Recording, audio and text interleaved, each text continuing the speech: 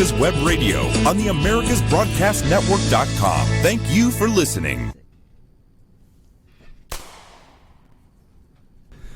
Hello and welcome, everybody. I am Roger B. This is Locked and Loaded, where we're going to talk about guns, we're going to talk about firearms, we're going to talk about laws regarding those. And just to follow up on Victor's comment a moment ago about Mr. Bloomberg, I wonder how many armed guards he has. Yeah. But yet he doesn't want you to have any guns. I guarantee you it's more than one. Oh, absolutely. And he probably has them 24/7. But you shouldn't be allowed to defend yourself. Oh, no. Yep. These people think they are royalty somehow, and I don't understand that at all. Well, I do. I guess if I was the king, it's good to be the king. But when you're not the king, Democrat. When you're not the king, though, things aren't so good. People being repressed everywhere. Speaking of people being repressed, California gun owners these days are feeling the repercussions of illegal aliens obtaining IDs. The California Department of Justice on Monday filed an emergency regulations proposal. If adopted, Californians would be required to have a real ID to purchase the firearms, or real ID. It's a new federal regulation. You have to have a real ID to fly on a plane as well. So I don't know how, and the California ID is not a quote-unquote real ID. It's not real ID compliant. So in order for Californians to fly on a plane starting, I think, actually a few months ago, they must have either a passport, a birth certificate, or some sort of other ID card that's been verified by the federal government. And now the Department of Justice is saying, well, we think gun owners should have to have some sort of other ID. Since we're giving all these illegals driver's licenses here, the California driver's license is no longer good enough to qualify as an identification to buy a gun. So that's great. So California is giving illegals driver's license, and now the California driver's license is not really worth anything for ID. And listen to some of these things that they will include. Okay, they have a valid, unexpired U.S. passport or passport card, a copy of a U.S. birth certificate, a certificate or consular report of birth abroad of a U.S. citizen, valid or unexpired foreign passport, and a valid U.S. immigrant visa, and approval record of arrival and departure on an I-94 form. You want a copy of a birth certificate from a U.S. territory, certificate of naturalization or U.S. citizenship, a valid, unexpired permanent resident card. So it's like they're asking for all this in order to buy a weapon in California, but yet they're giving illegals driver's licenses by just saying their name and walking in and wanting to get it, I suppose. I don't even know if you have to do that. It might be worth it to get an extra driver's license in California. It's not like they check. As long as you can, speak a foreign language, you can probably get a license there. Probably wouldn't take much. So this is crazy. The fact that they don't have a real ID yet is going to be difficult for people in California when it comes to getting on a plane. And now they're trying to apply that to people trying to buy guns there. This is a right that has been granted by the federal government. It's in the Constitution. It's not the First Amendment, but it's the Second. And a lot of you guys know if it wasn't for the Second Amendment, there would be no First, because they will certainly limit your right to speech if you don't have a gun to defend yourself. So Californians, I feel for you. As usual, your politicians are trying to make things as difficult and as hard as possible for you to exercise your Second Amendment rights. And they filed this emergency regulation, and the public participation, which is where they put it up for comment, is limited to 5 days, which means by the time you hear this, this is probably already going to be enforced or be pushed through. Because usually they have a 30 to 60 day, 90-day period of public commentary before they proceed with this. But here they got it down to 5 days. So by the time they put it out 5 days later, they're going to be enacting this. So it's just be aware, if you go to purchase a gun in California, if you're a Californian, you're going to have other forms of identification than a driver's license, probably from here on out. Now, I don't know why California has not gone to a real ID system, because without it, you limit yourself in any kind of federal identification situation.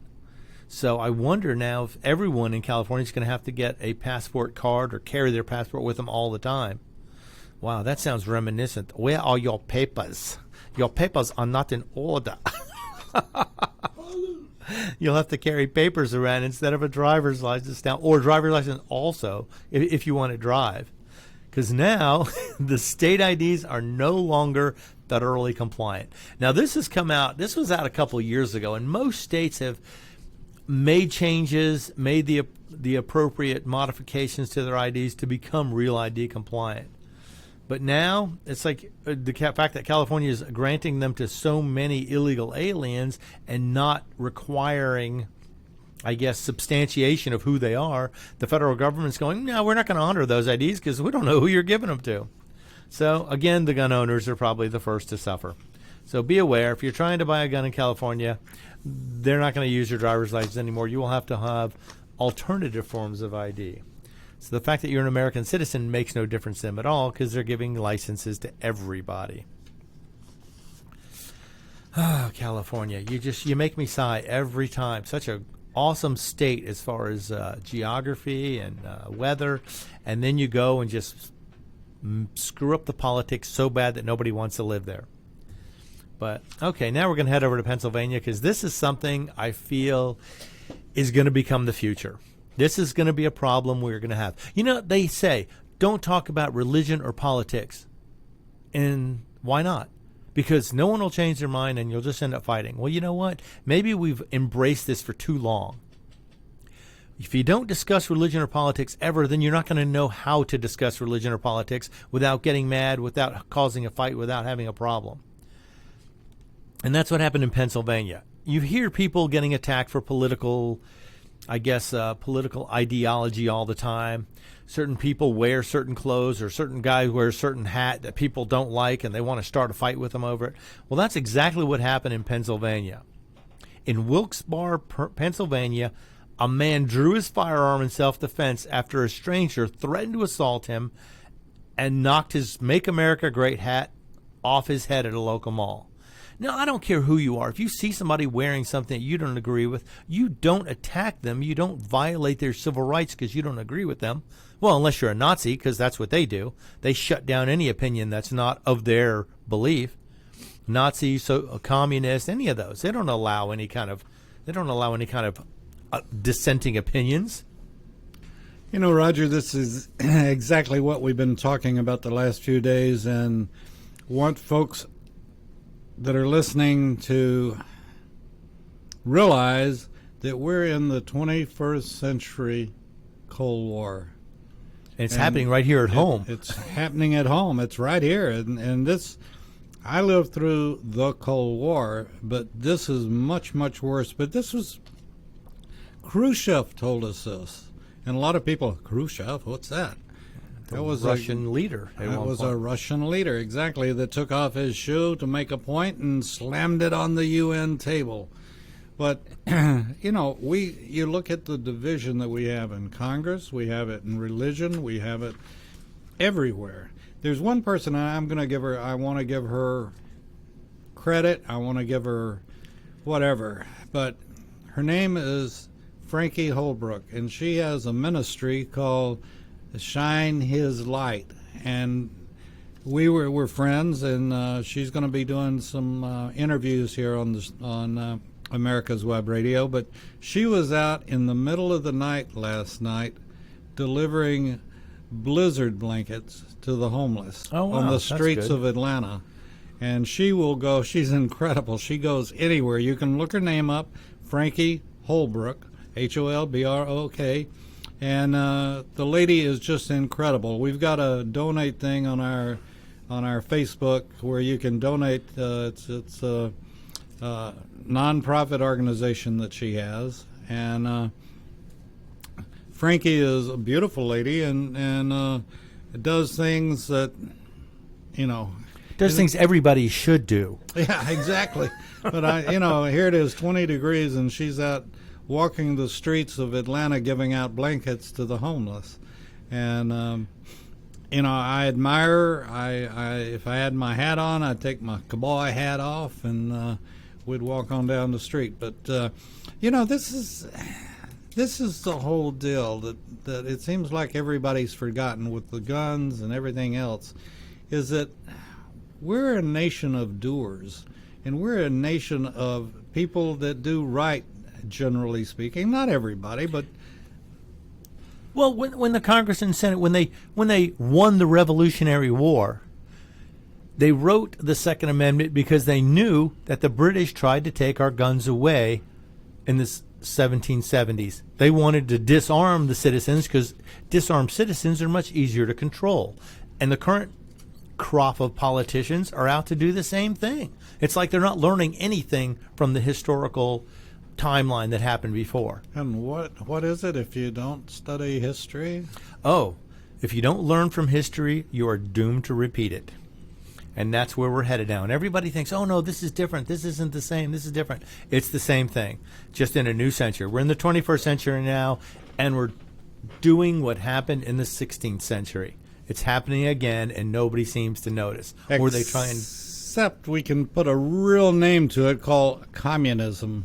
And, right. You step back, folks, and I don't mean to be taking your show, and I apologize, but you step back and look at what's happening, and in I don't care what situation is.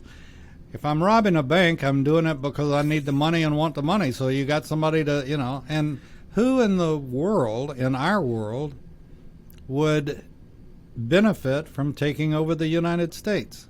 The communists, and they'll be the first to tell you that. And they've been working on it since 1950s. Yeah, but we saw that in Russia, communism didn't work. It fell apart. Because it's just, there's no motivation for any kind of individual achievement. There's no motivation for people to do better with themselves. But they didn't and don't have the assets that the United States has, and that's why bomb them when we can get their assets by destroying them from within? Right. And I think even China, who's a communist country, they are realizing the virtues of capitalism. Yeah. I mean, they're out there, they're producing, they're manufacturing, they're growing their economy in leaps and bounds. Now, we finally are doing the same thing because our politicians have finally got together and decided if we lower taxes, we can make more money, we can increase the GDP, and that gives us more money to buy guns with, which keeps everything free because I got to keep coming back to the gun thing. But, so this guy, okay, anyway, we're back to Pennsylvania. Apparently, the guy drew his weapon on somebody who threatened to assault him and tried to knock the hat off his head. And as he reached for him, he took a swipe at him, and the victim backed up, drew his weapon, and pointed it at the guy. So he was giving some ground. He didn't stand ground. He backed up a few steps, drew his weapon, and then the guy took off running. So at least, and this is a tough kind of situation to put yourself in. I know a lot of guys are saying, I would have shot him right there. It's like, was your life really in danger? Probably not. You have to use an extreme amount of common sense, and you have to have a ridiculous amount of patience to deal with some of these people. Now, had he drawn the weapon and the guy was still advancing, then the situation would have got really bad really fast, because you wonder how long would this guy, how far would he back up until he was against a wall? Would he have shot this guy if he kept advancing on him? He better have. Yeah, I mean... this, as we've talked before, where am I? What's around me? What do I do if? And you got to know where you're at all the time and answer your own questions. If he keeps coming at me, do I shoot him? Yeah, you have to decide that. When you draw that weapon, you got to kind of set a line in the sand and go, okay, I'm going to try and get out of this without having to shoot anybody, but where can I go? Where can I... You start to look around, find an escape route, because you don't want to shoot somebody over trying to knock your hat off. That seems kind of ridiculous. But if he's coming at you, threatening to assault you, how far do you have to give? How far can you go? If you can't get away, or he backs you against a wall or into a corner, and you have no choice, you either let him start beating on you or end up taking your weapon and shooting you with it, or do you shoot him first? And this is the kind of thing we're going to have to face as these fascists come by, start coming up. It's going to be harder and harder to make these decisions. Okay, we're going to be right back after the few words. And I'm Roger B. This is Locked and Loaded, and you're listening to America's Web Radio. One more time, I want to invite everyone the 29th of January down to the State Rotunda, where they're inducting 15 more Georgia Military Veteran Hall of Fame folks. And as Rick White, he's the executive director of the Georgia Military Veterans Hall of Fame, bring your own box of Kleenex. That's only because Brett and I are going to be there. But other than that, no. If you go, it is quite a moving ceremony, and you will need a box of Kleenex. And these are the greatest of the great that served us in Vietnam. They've served in any place. They've served in Desert Storm, Desert Shield, and they are the best Georgia has to offer. And you know, there's something interesting, Roger, that I hear it day in and day out here at the studio. And What's we that? work very closely with veterans, as you well know. Right. Always support them. And I don't know that I've ever heard one of the veterans, if it comes up in the conversation, and sometimes, and most of the time it will at some point, not every day, but as we've talked over the months, I don't know of a veteran that wouldn't, and it probably wouldn't fit like mine wouldn't, but our uniforms wouldn't fit, but we'd come up with something. But if the country called, they'd be the first to say, I want to go again. Right. Been there, been to hell, but I'm back for more. Yep. And this is from our General Dix that was in yesterday. You know, he and I were kidding about we have the same leak in our closets that shrinks those damn Shrinks the uniforms. clothes. Yeah, but by the same token, and we both realized that we'd be laughed at. As I limped up the line, I'd be laughed at. But at the same token, I would, and so would everybody else. And You'd have a lot of people, even those who did not serve previously, would step forward to defend our country if we needed it. we don't want them. The reason, Well, the you never reason know. being is that you trust your buddy, and if he wasn't your buddy to begin with, then it's everybody has to be trained, whether you're a civilian, military, whatever. And the military, Richard and I were talking about it yesterday. It's a class in psychology. Everything that happens in the military, and it's hard to see it when you're there in boot camp and some big tall guys yelled at you, "Give me 10," and But looking back, you can see. oh yeah, everything has a reason. And this is the thing that I don't lose sleep over it. But like we were talking, if you have a carry license, that doesn't mean that you have the training that you need to carry. You got to go get that training, folks, and you've got to put yourself in the position. Every place you go, you have to be observant and say, what do I do if? Right. Situational awareness is key. Don't have your face buried in your phone while you're walking through an unfamiliar neighborhood in the middle of the night, or you're in a restaurant. Look around, see who's there. I always make sure I can see the door if at all possible, because that's just who I am. Yeah, well, no, and I always sit with the wall at my bike, so I know nobody's going to walk in the door from behind. Right, exactly. You want to have that gunfighter seat. Yep. So it's and some people listening probably think we're, they're Paranoid. Yeah, but somebody comes knocking at my door at 2:00 in the morning. I don't think they really have a reason to be there, not that I know of, unless they've called and Right. they're my third cousin or something. With cell phones, there's no reason to just show up without calling first. And so I'm going to be prepared in my home. I'm prepared in my church, and I try to be prepared in any and every place else I go. Right. Prepared is not paranoid. No. I don't have a fire extinguisher because I'm paranoid about fire. I'm prepared for one. And we hope that never happens. With that being said, we just took our commercial break, and it's nice. I can do what I want to do. Well, So- Legend Dave does what he wants, and we all respect that. and sleep through it. But anyway, back with Lock and Loaded with Mr. Okay, yeah, we're going to Roger get B. back. Yeah, we're going to get back to this Pennsylvania situation because this requires a little bit of discussion here. I mean, this guy. Okay. The police made a statement. They were quick to post on social media that there was no active shooter in the mall because there were reports saying that there was an active shooter in the mall when this guy drew his weapon to stop this guy from assaulting him. The police were quick to stand in his defense and say there was no active shooter and that the concealed carrier was well within his rights. He was justified in pulling his gun in self-defense. And he said, and the police chief clearly said, the Trump supporter was the victim and the police are still looking for the person who assaulted him. Apparently, the way it went down was the individual was wearing the hat, walking through the mall, and a gentleman approached him and said, "Take that hat off." And he refused. He probably just blew him off, said, "Yeah, whatever," smiled and walked on. Then the individual stopped him, threatened to assault him, and took a swipe at trying to knock his hat off his head. And at that point, the victim backed up, drew his weapon, pointed it at the ground, and the guy took off. So he didn't even point the weapon at the assailant. He just pulled it out to basically let him know, "I have this. If you keep coming." He backed up, so he created space between them. That's always something you learn if you take training. You create space between you and your assailant to give you time to get away, or in this case, give him time to get away. Maybe he realized at this point, I bit off a little more than I can chew. This probably wasn't the way I thought this would go down. I don't really think I can catch a bullet in my teeth. Yeah. And now, they did say the mall did have a no-guns policy. However, if the mall officials had known and asked him to leave, and he didn't, then he could have been accused of trespassing charges. But as it stands, because they didn't ask him to leave, he violated their policy, but not the law regarding trespassing with a weapon once you're being asked to leave.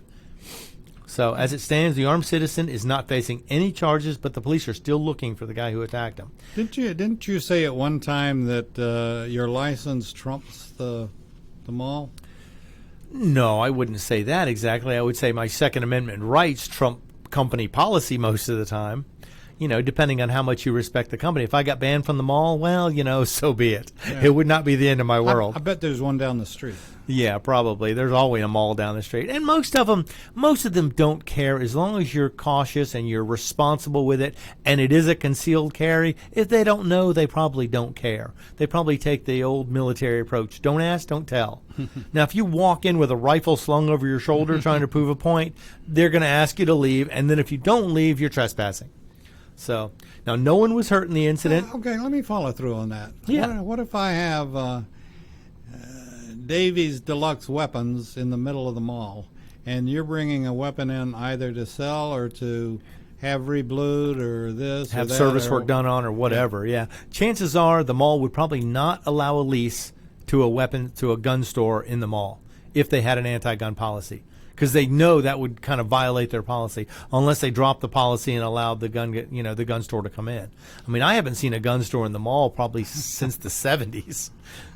I quite frankly don't recall, but I guess I was leading towards the case of if that weapon is well cased, be it a lock case or even a fabric with a lock on it. Yeah, or even if they have it, in a holster, bringing it in their hand. I mean, I guess some of the sporting goods stores, like I would say Dick's, but Dick's no longer carries weapons. But like an Academy Sports or something like that, if they're in the mall, they would have to allow people to carry guns there because if you buy one, you have to carry it out to your car. They don't walk by themselves? They don't walk. They don't assault by themselves either. Oh. They call them assault weapons. I've never seen a weapon assault anybody. So let's get rid of it anyway. On its own. That's Pelosi Exactly. saying, well, let's just, because it's a weapon, let's get rid of it. That's right. You don't know when it's going to go off. Yeah, it could attack anybody with no provocation whatsoever because that happens all the time. Yeah. That's why I have my knives all locked down in the kitchen so they don't decide to attack somebody randomly. Well, that's sort of like a bowling ball. It rolls itself down the lane, doesn't it? Or any inanimate object. Yeah, they're not powered on their own.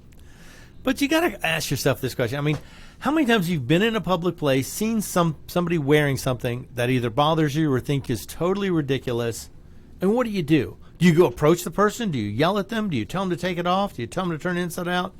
No, you probably just roll your eyes. If you're with somebody, you make a snarky comment maybe, or, sigh of relief or something, but you don't pick a fight with somebody because they're wearing something that you disagree with.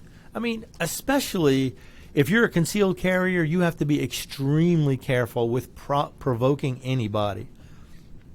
I never yelled at somebody with a Bernie bumper sticker. I usually am laughing so hard I don't have any breath left to yell at them. If you're that stupid to put one of those things on your car, then it devalues the car so much just putting this sticker on it. And it doesn't do a whole lot for the person driving either. Yeah, it doesn't say that they're terribly intelligent, in my opinion. because we know socialism doesn't work. However, in order for socialism to work, one of the first steps that must be taken is the guns must be taken away from citizens. That's usually step 1, 2, or 3 in implementing socialism. So those And are what is socialism? It's the first step towards... That's socialism is what you can vote your way into, and then once you get communism, then they can take everything away. Well, you know, what I was taught was socialism as the first step towards communism, which socialism is taking away from the public without weapons, and then the public wakes up, and you have communism that controls the public with weapons. That's right, exactly. They take your guns away, use them to control you. I mean, anyone who's read history, like say, if you don't learn from history, you're doomed to repeat it. We have seen this happen 100 times before. People implement socialism thinking, oh, yeah, there's promises of great wealth distribution. You know, everybody's going to be taken care of. We're going to have health care. You know, you won't need a gun anymore. You don't have to take care of yourself. We have police for that. And look at Venezuela, and what major podcast radio station does a show on Venezuela? That would be America's Web Radio. You win! You get it! Yeah, what are those? Okay, now give us a quick rundown. What are those people's names? We got Josie and we've got Carlos, better Cat. known as Cat. And, you know, they do a heck of a job, and they're both Venezuelans. And they've been there. They've seen this happen. Oh, yeah, and it's, you know, the thing that Americans, and this bothers me more than, because we are in the middle, folks. We're in deep into the 21st century Cold War, and you can look at Venezuela. It's a perfect example. I mean, it's what do they say? It's textbook. Yeah, it's exactly what they do. They take the guns away, then 10 years later, they're using the guns on the people. You can't give up your rights and expect the government to take care of you, because unfortunately, government is run by people, and people can be corrupted. I don't have any doubt that a lot of people who start out in government have the best of intentions.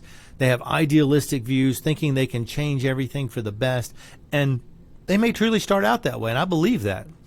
But once they get entrenched in the system, I think the system takes over and tempts them with too many things to have them not necessarily turn bad. Now, there are a lot of politicians who remain true to their beliefs throughout their careers, but I think a lot of them get frustrated because they see there's nothing they can do to push things in the right direction, because too many of the politicians are just in it for their own power, their own interest. So, with that being said, we're going to take a break, but and unfortunately, the break will be too short for you to run out and buy a weapon. But after the show, run out and buy a weapon. Hey, you can go online and start shopping right now. There are deals out there everywhere, and there's some really cool brand new stuff that's coming out that we're going to come back to. We'll be back right after this.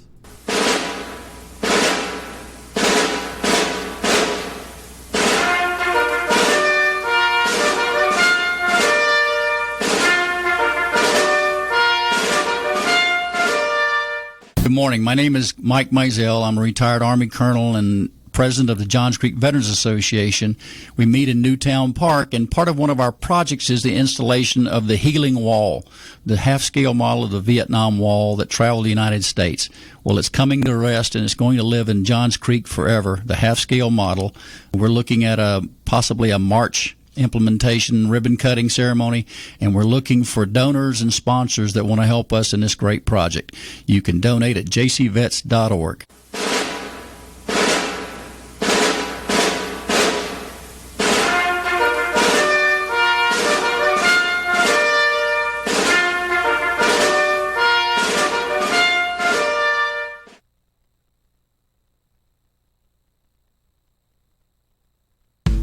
Merry Christmas. I'm Patty Levan, owner of Multiland Mortgage Services, Inc. We've partnered with nationally known wholesale lenders throughout the country that offer a wide variety of home loan programs.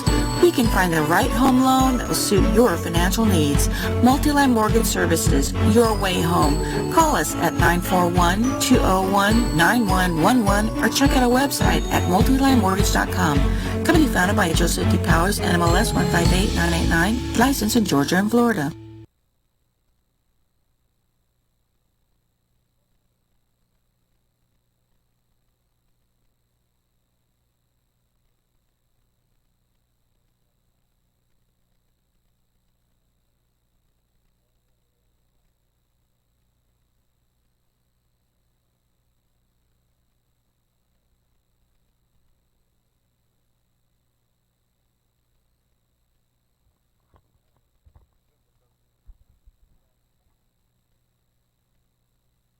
Whether cruising the strip in a 57 Chevy or taking the family on a vacation in a 71 Oldsmobile Vista Cruiser, you need to tune in to Classic Cars with Steve Ronaldo and Jim Weber every Saturday from 8 to 9 a.m. on americaswebradio.com.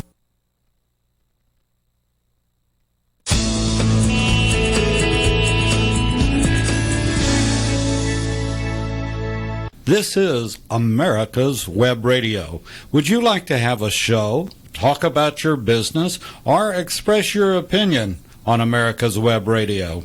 Just email gm@americaswebradio.com and we'll get back to you. Thank you.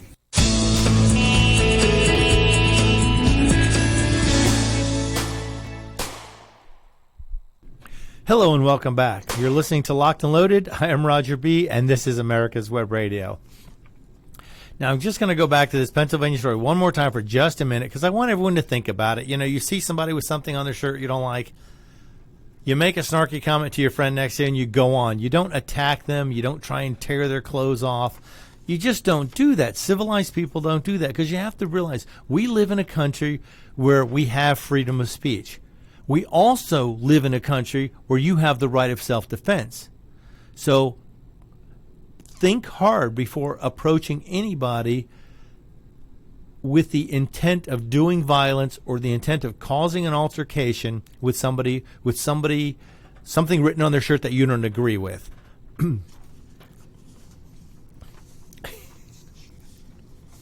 But you have to realize that you don't have the end-all say-all when it comes to freedom of speech. You got to give these people, give them a wide berth, let them wear whatever they want to wear, let people express their opinions. That's what this country was founded on. And the fact that we have the right to self-defense means if you go attack somebody because somebody's wearing something you don't like, you may end up getting shot. Or if somebody approaches you, you may have to shoot somebody. Let's hope it doesn't come to that. And maybe we should all learn to discuss politics and religion in a civilized fashion, in a way where we can understand each other and realize there are differences, but we can still get along. We can still be people who can be Americans and not agree on every single point. You know, Roger, I promised my minister this, and so I'm going to do it in the middle of your show, and I apologize for taking another minute, but I happen to go to the neatest church going, and it's a Presbyterian church, and I want to invite any and everybody that's listening, if you enjoy and appreciate communion, Northminster Presbyterian is the only church I know of that on Wednesday nights, instead of the Wednesday night dinner or whatever, they have communion. And I remember in college we used to call it hump day. Wednesday was hump night, hump day, whatever. And it means you're almost through with the week. So this is much better, and I wanted to invite everybody. Northminster, it's on Old Alabama. They have communion 7 o'clock on Wednesday nights. So now you can get back to your guns. I'm sorry. Yeah, it's okay. And now, we do it. I'm not taking away because that's part of what we're based on: freedom of religion, freedom of speech, right to self-defense. All these things are things that are spelled out in the Constitution as given rights. Actually, they're not even rights that are given to us in the Constitution. The Constitution states we cannot infringe or take away these rights. We cannot make laws limiting freedom of religion, freedom of speech, freedom to own weapons. It says the government cannot. It doesn't say you can. It says the government cannot. So keep that in mind. These rights are yours, and the government is not supposed to make any laws which will infringe on these. Wait a second. You just gave me a question. What if the Constitution did, and, well, let's say, I guess Kennesaw is one, but beyond that, what if the Constitution did say, you must carry a weapon? What would Pelosi do? Oh, my. Yeah, well, actually, the head of every household in Kennesaw is required to own a weapon for self-defense of their household. However, they have a clause in there say if you're a conscientious objector, you don't have to have one. So they have a way out. You know, they're not. Then they don't do checks. They don't force people. They don't arrest people for not having one. But it was more of a symbolic law they passed because there were other cities in the country trying to pass complete gun bans in their entire cities, telling people they cannot own guns, which is a complete violation of the Second Amendment. It clearly says the government may not make any laws to infringe on your rights to own a weapon. But yet they do it all the time. But now Virginia is running across the results of them trying to take away gun rights from people. First, when they first came in, they got elected. I'm going to make one comment here about the election that put the gun grabbers in power. There are over 5 million registered voters in Virginia. 5 million of them. In this last election, where they voted for state house and state senate representatives, less than 1 million showed up to vote. So you had less than 20% of the population showing up to vote. And now, all of a sudden, everybody's mad because the election didn't go the way they wanted it to. Did they assume it was not their responsibility to vote? Did they just assume everybody else was already going to vote their way? This is crazy. If you people had spent an hour or 2 hours voting on a Tuesday in November, you would not be having to deal with this stuff now. I believe that's called, now they've got the tail wagging the dog. Exactly. I mean, you gave up. When you don't go vote, you give up your rights. And I don't want to hear anybody tell me, oh, one vote doesn't make a difference. Because you, along with 1 million other people, are saying the exact same thing and letting these guys get away with it. And now look what's happening in Virginia. It seems as if a majority of the people realize they do not want these gun laws implemented, but because they didn't take the time, I don't care how busy you are. Now you're having to go to protests. You're having to go to rallies. You're going to have to get signatures for recalls. It's going to take a lot more time to try and fix it now than if you had spent an hour going to vote when the elections were taking place in November. So, but now it's on now. It's a full-blown battle now. The first thing, they were going to have full-blown gun confiscation. Then it was mandatory registration. Then they started looking to shut down outdoor ranges and then eliminating all indoor ranges that were not on government property. And then they decided gun-free zones were okay, but now we're going to have ammunition-free zones as well. Now people may wonder, ammunition-free zone, what's that all about? Meaning if you pull in to pick up your child from school and you were at the range that day and you have a live round somewhere rattling around in the car, you could be arrested for violating the ammunition-free zone. That's what Jamaica does. What's that? That's what Jamaica has. They have ammunition-free zones? Oh, yeah. The whole country, I think, is an ammunition-free zone, isn't it? Yeah. Well, And, yeah, but they're not the United States either. They don't have a Second Amendment. No. Exactly. There are a lot of countries that do not have. Canada, for one, they don't have a Second Amendment. They do not have the right to keep and bear arms. Australia did not have a Second Amendment, and look what happened there. New Zealand did not have a Second Amendment, and look what happened there. More and more of these countries have politicians trying to grab and seize power and maintain it by making sure their citizens are not armed. That's the easiest way to take over a population, by making sure they can't fight back. And now Virginia is in this, the people in Virginia are in a battle for their rights. They are trying to find a way to keep the governor and the House and Senate from passing these laws which will restrict their Second Amendment rights. Now, the odd thing is, as soon as they did this, over 100 counties out of 133, I think 103 counties so far, have declared themselves Second Amendment sanctuary counties. And then, of course, what is and all these sheriffs say, we're not going to enforce the law. In fact, we'll deputize as many people as we have to keep you from enforcing the law in our county, in our town, in our district or zone. And then the politicians go, you know what, we're going to maybe call in the National Guard to arrest all these sheriffs, arrest all these people who are not obeying our state gun laws, even though they are unconstitutional. But of course, it seems like the Constitution doesn't play as big a part as it used to. And even the Virginia Constitution has a very specific amendment. Basically, it's not the exact same wording, but it's very similar to the Second Amendment of the federal Constitution. It says you shouldn't make any laws to violate the rights of gun owners. Now, of course, there are exceptions to this. People who are crazy, people who have committed crimes, people who are not mentally stable enough to have one. There are exceptions to every rule, but in general, law-abiding citizens should not be restricted in their ability to have weapons. In fact, in Virginia, there's thousands of cops, thousands of veterans, thousands of former military. They're all saying they will join a militia in Virginia to combat unconstitutional laws.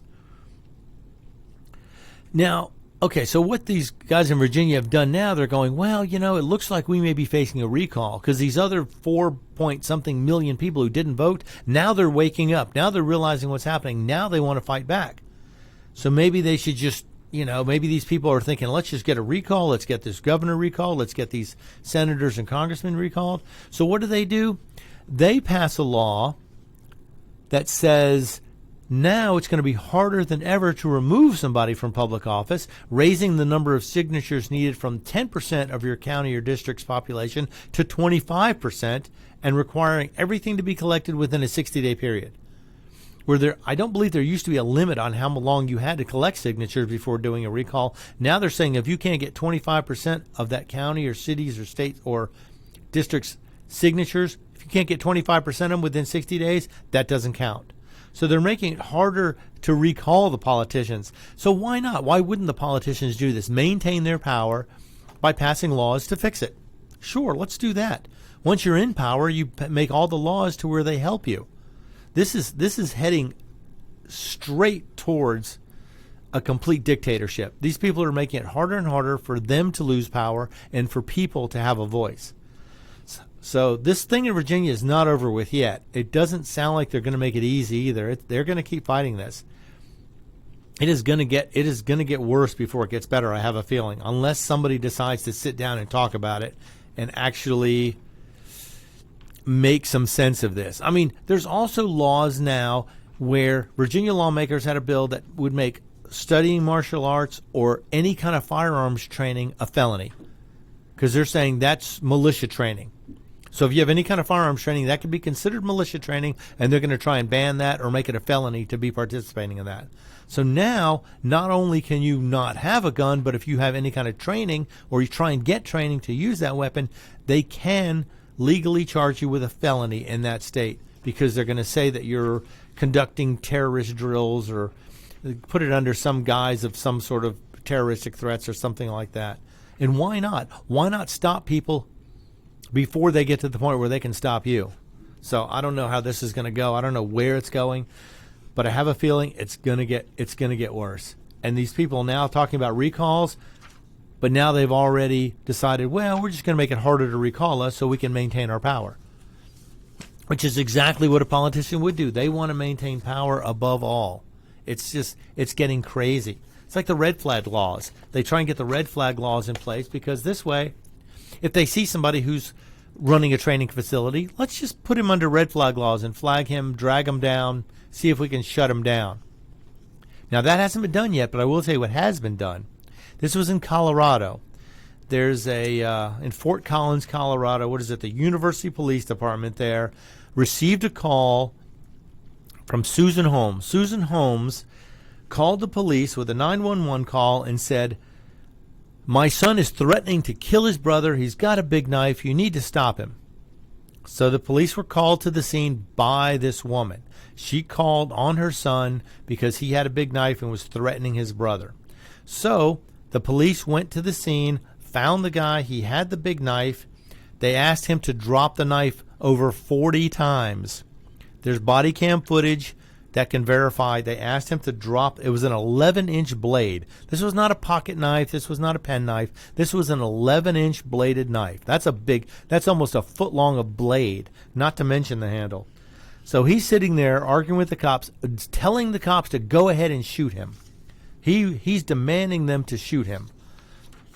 And then at one point during the encounter, Corporal Morris started to holster his duty weapon so he could deploy a taser, figuring, let's knock him down with the taser. That way nobody gets permanently hurt. It diffused the situation. And as soon as he did that, the guy charged him, started coming at him with the knife. He then drew his weapon back out again, and him and the support officer who were there both opened fire on him, killing him.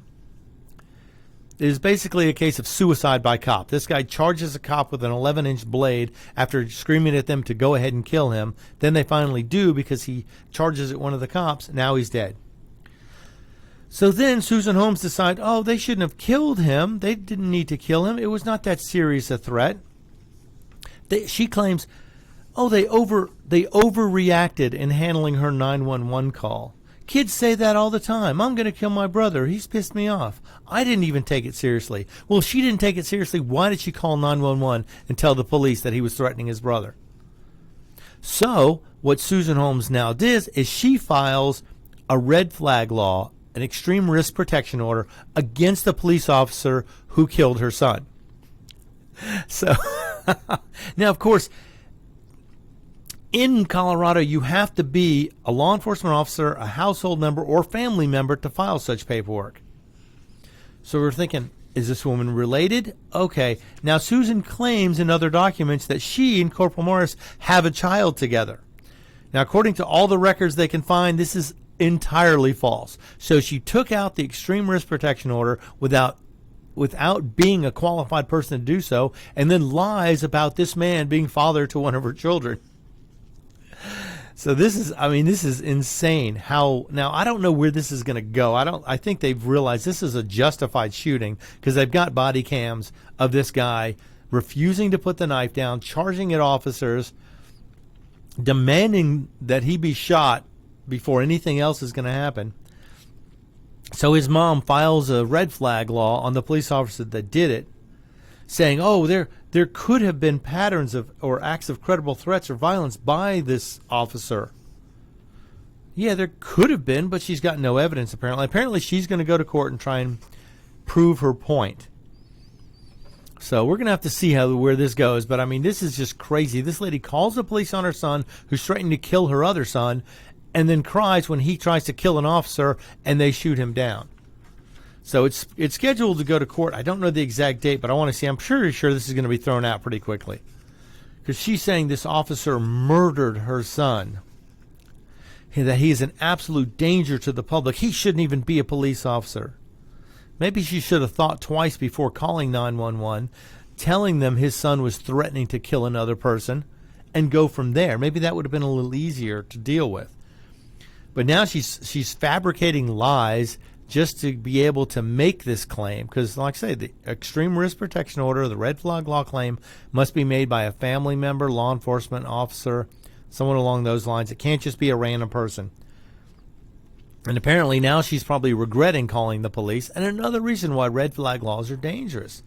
You know, you would threaten, would you hesitate to call the police on somebody you thought was a danger? Would it have been better if he had killed the police officer and then he was in jail for the rest of his life? I'm sure she'd rather have that happen because she's not thinking about the fact that he was willing to take somebody's life to get what he wanted. So, how old was this individual? He was 19. He was I believe he was a student at the university, Colorado State University. Where is that? I have it here somewhere. But yeah, he was just, you don't threaten a police officer and tell him that you're going to kill somebody. Yeah. Colorado State University, CSU, Police Corporal Philip Morris. There used to be a television show called Truth or Consequences. Right, and this guy learned the consequences to threatening a police officer very quickly. And it'd be different if it was just one-on-one, but there were two policemen at the scene, and they both opened fire on him when he charged the one cop. And here's her claim. Her son, Jeremy, just quietly walking down the street, doing nothing, no harm to anybody, nothing, she added. Corporal Morris is out of control and violent and kills teenagers.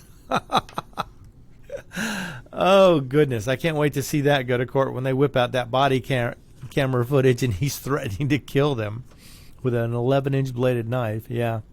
Like I say, this is obviously a case of a false accusation. Now, because this was a police officer, there's body cam footage, it probably won't go very far. But what if this were to be a citizen who was attacked by this guy? And he pulled his weapon and fired her back, and then she calls for an extreme risk protection order against an ordinary citizen. It'd be a lot harder to defend yourself. You'd be in all kinds of legal trouble. Is there a chance you could be accused of this and have them take your guns away, even though you were just defending yourself because this crazy mom decided her son has the right to kill other people? I don't know. It's something that's going to have to be dealt with. The red flag laws are too broad, too easy to abuse, and they violate every possible way due process is supposed to be used.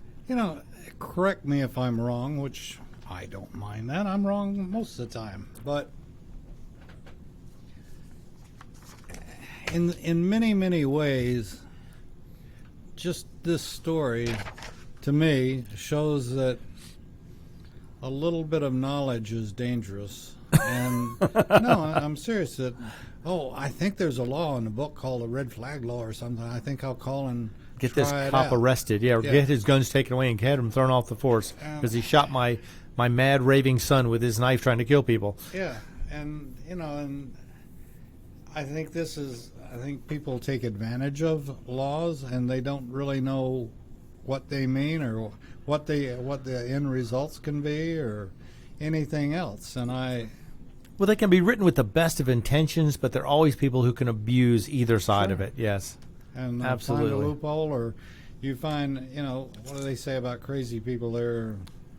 Some of them have the IQs of off the chart, but that doesn't mean they're not crazy. Doesn't mean they're not smart, but they could still be crazy. Yeah. You can be smart and crazy. So, but now They're you're dumb and wondering. dumber too. That's- Yeah, I know. I got that one also. But now, so you're thinking, okay, Virginia has all these gun laws coming out. What are these people going to do now? Well, I'll tell you what they're going to do. All the people who support this in Virginia are going to go out and buy guns. During the month of December, they had over almost 74,000 gun sales, according to the Virginia State Police. They had one gun show run in Fairfax County where they had almost 8,400 background checks for gun buyers in one day. Or 2 days. The gun show was 2 days. My apologies. So you're seeing the surge in these people buying it. The only time that the records of this were exceeded was in 2012. After the presidential election in 2012, they had 75,000 transactions in 2012 recorded. And that's for one state.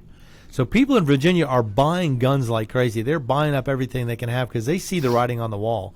The other thing that they are doing is, like you said, having shipwrecks, destroying what guns they did have, and they were lost at sea. Oh, But- yeah. Oh, a lot of people lose. Anybody who's boating and is a gun owner, you know how easy it is to have a boating accident and lose your weapons. Happens So- every day. They're hidden in the attic. They're hidden under the pillow. They're hidden in the pillowcase. They're there. They're here. And it's going to force the police departments to always have a warrant, which they should anyway if they're going to search your house. Right, But absolutely. At the same token, there are many cases that wouldn't really necessitate a warrant, but they're going to have it, and it's the whole thing is just, it's like, again, General Dix and I were talking, and we have some great discussions on mic and off mic, and we were talking about if the world would sit down like us and just talk. What was I saying earlier? But you need to learn to talk about politics and religion, not avoid it. Yeah, and it's a shame that our world hasn't learned that yet, and it's a shame the politicians haven't learned that yet, and it's going to come back to bite us all at some point, one way or the other. It looks like it's heading that direction, but hopefully if people will get off their butts and vote, I think we have a majority of people who feel that they need to preserve their rights and not give them away to the government. If these people will get off their butts and vote and not claim, oh, my vote doesn't make a difference. Yeah, you and 20 million other people claiming the same thing, and you don't show up because you think somebody else is going to cover it. Don't count on somebody else to vote to fix things or to go your way. Get up there and do it yourself. It's a right you have. Exercise it. And I'd like to throw in one other thing. As long as you're getting the voter off the button, I guess you must put them in an electric chair and just sort of give them a little charge or something. But beyond that is get off your butts earlier and find out what the candidates really stand for. Right, where they stand for. Find out what issues you're voting on. Find out what the amendments to your state constitution mean. Oh, I like his name. I think I'll vote for him. He's got great hair. I'm voting for him. Yeah. Oh, I like her smile. I'm voting for her. So it's a responsibility. It's like in some of our other shows we talk about raising kids. If you and your wife or you and your husband decide to have a child, that's and and I relate it to owning a pet. If you're going to have a pet, you know, you got the responsibility that pet doesn't bite your neighbor in the tail. If you're going to have kids, you've got the responsibility to teach them what the schools don't teach them. Right, And or to unteach them what wrong things the school do teach them. That's true. Sorry, I didn't put it like that before, but you're right. But it's like General Dixon. Our country, our world needs to man up and take the responsibility and deal with it. And the vote, that is without a doubt the most valuable asset in the United States, and the most powerful one is the vote. That's right. The I mean, in individual Virginia, vote. they could have avoided this entire situation if the majority of people had gone off their butts and gone to the polls and voted. Now they're having to deal with these gun grabbers coming in, trying to change all the laws, take their guns away or limit them or have registrations or have, mandatory buybacks or whatever it is they're trying to do to take them away because they did not get off their butts and do something about it. So I don't want to hear that somebody who, if you believe in a cause, I don't want to hear you complain after the fact. I don't want you to be a sore loser and say, oh, we lost, but now I'm going to complain. Now I'm going to fight back. You should have It's done that not beforehand. fair. It's so easy to do this. It would have saved so much time, so much problems if the other 4 million people in Virginia had gone off their butts and voted. Now understand, not everybody could have. Some people have family emergencies. There are certain situations which means you couldn't make it. But 99% of the time, you probably could do it if you wanted to. If you realized what was at stake, you probably would have done it. The best thing is early voting, and Right. if You have plenty of opportunities. There's no excuse anymore not to. They have so many times you can go do it ahead of time. Most states have early voting now. You can go vote ahead of time. Take a lunch hour, kill it, go do your voting. All right, well, we're going to be back after this. No, we're not going to be back. We're not going to be back till next week. That's I am right. Roger B. This is Locked and Loaded, and you've been listening to America's Web Radio. Get your pen and paper ready. If there's a move in your near future, I'm here to tell you that the folks I used and now recommend is Around Town Movers. Timothy and the guys recently moved me, and I am and was totally satisfied with a sometimes not so fun experience moving. Call Timothy at 7